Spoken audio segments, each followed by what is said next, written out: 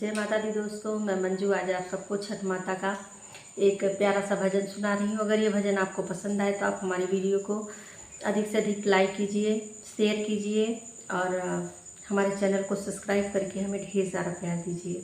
धन्यवाद। स्वर्ग से आवे छठी मैया, उनके गजब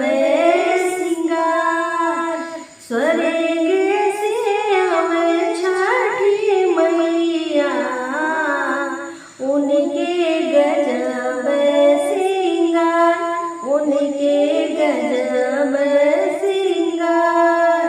लाली डोलिया बैठी है छठी मैया, भोले बाबा बनले कहाँ, भोले बाबा बनले।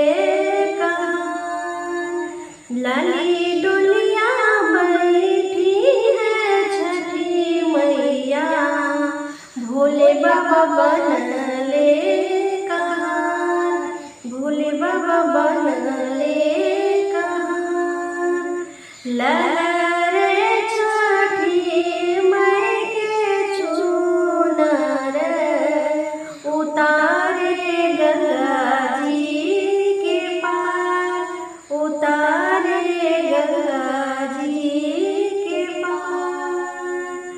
पैरी मलम जी पियरिया, चली गंगा जी के पार, चली गंगा जी के पार। पैरी मलम जी पियरिया, चली गंगा जी के पास।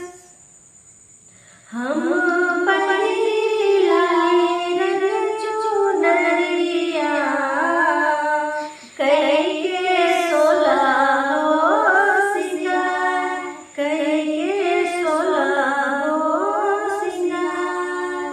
छठी माई से करबो बिनतिया, दे है अमर सुहाग, दे है अमर सुहाग।